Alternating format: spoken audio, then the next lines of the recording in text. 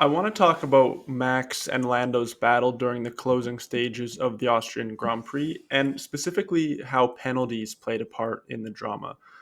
There are a lot of people that will break down all the moves between Lando and Max made on each other and tell you whether or not each move deserved a penalty.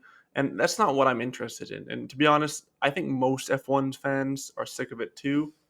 Watching a live battle and having to wonder what moves may get a penalty, how big of a penalty, and if the penalty will even matter due to the driver being too far ahead by the time it's given out, it just sucks. There's no other way about it. And this has always been an issue in Formula One, and it hasn't ever really been solved to anybody's satisfaction. So I'm not going to pretend to have any real solutions here, but I do have some ideas that I'd like to share with the community.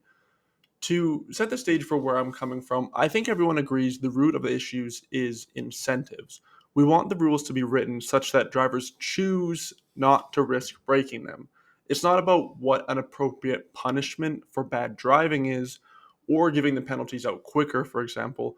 It's about trying to eliminate the need for penalties in the first place. This is the same idea behind putting a gravel trap on the outside of turn 10 in Austria. Instead of policing track limits, you just set up a system where drivers choose not to push the limit because if they do, they'll likely crash, or at a minimum, it will be slower than if they just stick to the track limits.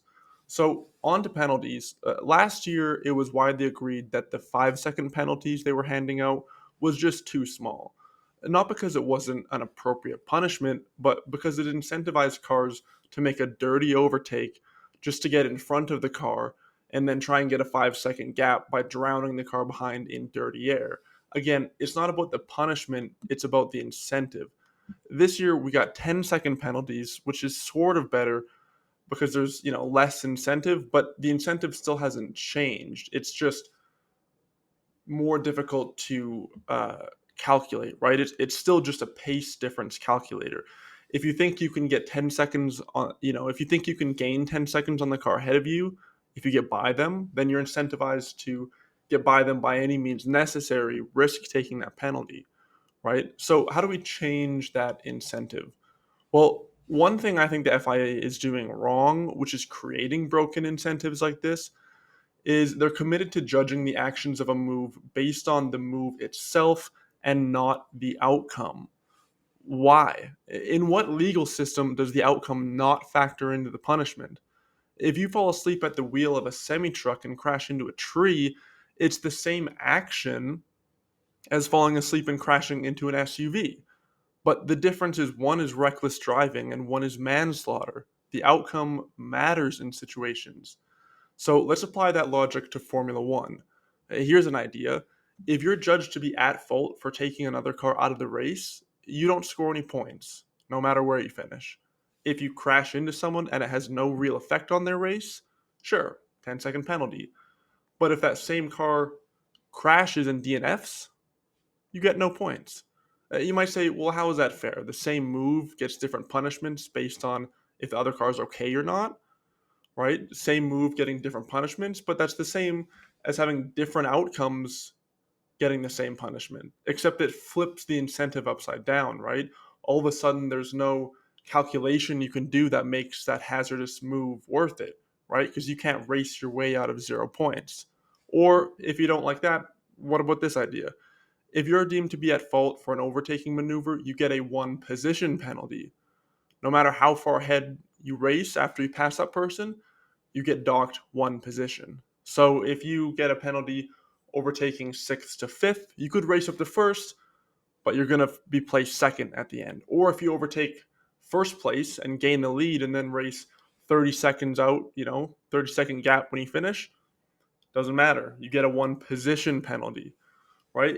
In both these situations, you could still have scenarios where the penalty is given out 10 laps after the move is made or even after the race, but I think what these would do would change the mindset and change the mindset of the strategists and the drivers to incentivize cleaner racing, because it wouldn't just be a simple calculation of whether it's worth it or not. It would be much it still would what am I trying to say? It would just change the way they think about it, right? Now, are these perfect ideas? Absolutely not. I can think of a lot of reasons why these rules might not be perfect, a lot of ways they could be abused and, deemed to be too harsh or maybe just not effective. But I do think they provide a good example of what route I'd like to see the FIA take in the future. And the key thing being, like I said, the way they're thinking about these rules as far as the move itself and not the effect that it has, I think is really misguided. The last thing I want to talk about when it comes to penalties is a bit of a what if situation I was thinking of while watching the race. So consider this: you've got F1 video games that already exist, right? And they contain automatic coded systems for giving penalties to drivers in game. What if in the future all cars on track were plotted millimeter perfectly on a digital rendition of the track, and then penalties were just handed out automatically in real time, and it would just pop up on the driver's screen? The technology to do this already does exist, right? It would just have to be, obviously, you'd have to implement it, train it, fine tune it a lot, probably, but you could run it in tandem with races, and still run the normal system they're doing now. And you could just run a digital system and then fine tune it into the point where it's just as good as the real one. And then from there, it would only get better, right? So, just an idea I thought I'd end this video on.